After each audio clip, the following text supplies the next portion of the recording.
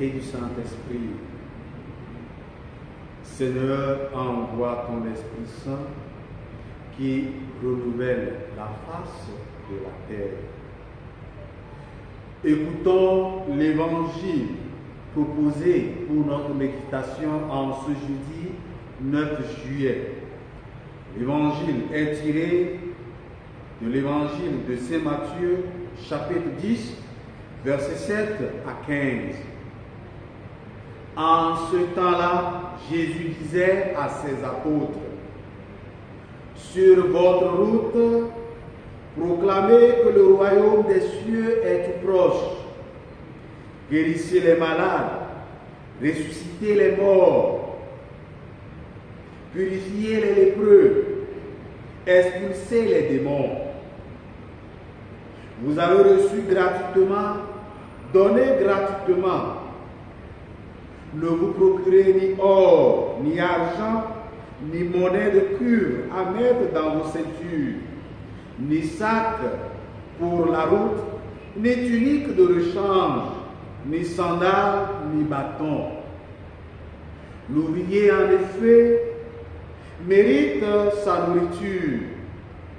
Dans chaque ville ou village où vous entrerez, informez-vous pour savoir qui est digne de vous accueillir et restez là jusqu'à votre départ. En effet, en entrant dans la maison, saluez ceux qui l'habitent. Si cette maison est digne, que votre Père vienne sur elle. Si elle n'en est pas digne, que votre Père retourne vers vous.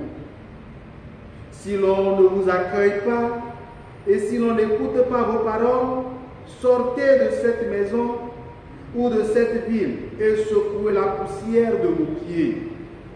Amen. Je vous le dis, au jour du jugement, le pays de Sodome et de Gomorrhe sera traité moins sévèrement que cette ville. Acclamons la parole de Dieu. Louange à toi, Seigneur Jésus. Bien-aimés dans le Seigneur, hier nous avons écouté la façon dont Dieu ou Jésus a choisi ses apôtres en les appelant par leur nom et chacun avait ses caractéristiques pour les envoyer en mission. Et aujourd'hui, on voit qu'il donne des consignes très fermes par rapport à cette mission. Mais l'essentiel pour nous, ce n'est pas simplement les consignes que Jésus donne, c'est vrai. Les consignes, il faut les respecter. Sinon, on n'est pas sur la voie de la mission confiée par Dieu. Ça sera notre propre mission. Mais plutôt, ce qui attire mon attention dans les consignes données, c'est qu'il dit: vous avez reçu gratuitement, donnez gratuitement.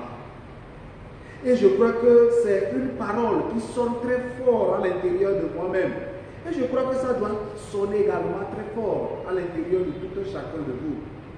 Vous avez reçu gratuitement, donnez gratuitement. Une manière de nous dire que cette mission ne nous appartient pas, mais c'est lui qui nous envoie en mission et nous devons être capables également de donner ce que lui nous a donné. Ça me fait poser la question sur la façon dont nous déployons la mission de Dieu aujourd'hui. Est-ce que c'est une mission déployée avec cette arrière-pensée que c'est une donation que nous sommes en train de faire? Je crois que notre monde aujourd'hui est en train de nous dérouter, où nous considérons la mission comme notre propre mission et on ne peut pas donner, on doit simplement recevoir. Et quand je le dis, ce n'est pas simplement lié à l'annonce de l'évangile en soi. Et comme nous, par exemple, les prêtres, les consacrés, ceux qui ont reçu particulièrement un charisme pour annoncer, non. Mais tout un chacun de nous, baptisés, nous sommes appelés à donner. Et Dieu a la mission, et Dieu nous demande de donner gratuitement. Mon frère, ma soeur, Comment déploies-tu ta mission aujourd'hui? Est-ce que tu le fais d'un cœur libre? Est-ce que tu le fais avec l'arrière-pensée de je donne gratuitement? Demandons cette grâce au Seigneur de vous aider à développer davantage cette capacité de donation en nous et surtout une donation gratuite. Amen.